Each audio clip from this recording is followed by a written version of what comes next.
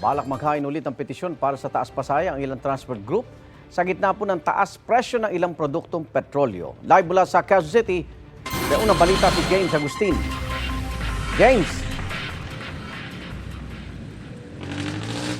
Igang, good morning. Iba-iba yung opinion ng mga nakausap ko na mga jeepney driver at commuter doon sa piso na provisional fare increase na inihirit ng ilang transport groups. Para doon sa mga jeepney drivers, Igan, mas mainam daw talaga ko ibababa yung presyo ng diesel o di kaya naman magbigay ng fuel subsidy ang gobyerno. Natapisan ang kita ng jeepney driver na si Joel dahil malaking porsyento nito'y napupunta lang daw sa diesel. Kaya para sa kanya malaking tulong ang piso na pansamantalang dagdag pamasahe na inihihirit ng mga transport group. Sana matuloy para sa lahat po ng driver. Malaking tulong po yun. Si Limuel na pumapasada sa rutang UP Pantranco, maswerte na raw kung makapag-uwi ng 400 pesos dahil sa hirap ng biyahe at mataas na presyo ng diesel.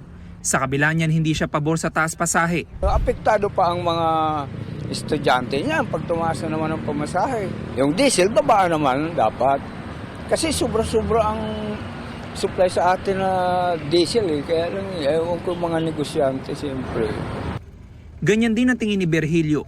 Pwede naman daw magbigay na lang ng fuel subsidy ang gobyerno. Lalo't may mga estudyante kawawa. Siyempre, baon nila araw-araw, pagkain. Kung sa amin lang, okay lang kami. Kahit subsidy na lang, okay na kami. Pero kung sabing dagdag pamasahe, kawawa na yung mananakay. Kung ang mga commuter naman ang tatanungin, Mabigat talaga sa consumer. Kasi unang-una, sa piso na yan, di lang naman isang beses ka sasakay.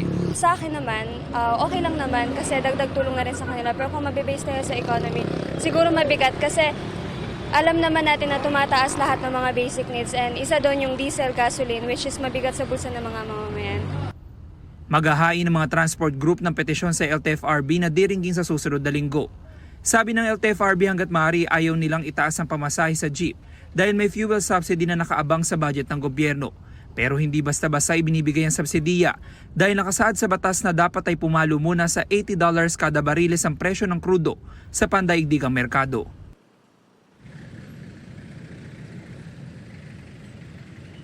Samantala, Igan, ngayong pasado alas 7 ng umaga ay marami-rami na yung mga pasahero na naghihintay ng masasakyan dito po sa area ng Philcoa.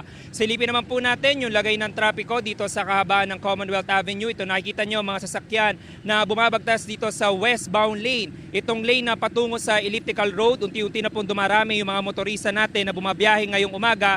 Doon naman sa eastbound lane na patungo sa area ng Fairview ay maluwag yung daloy ng trapiko sa mga oras na ito. Yan ang unang balita mula rito sa Quezon City. Ako po si James Agustin para sa GMA Integrated News. Igan, mauna ka sa mga balita, mag-subscribe na sa GMA Integrated News sa YouTube para sa iba't ibang ulat sa ating bansa.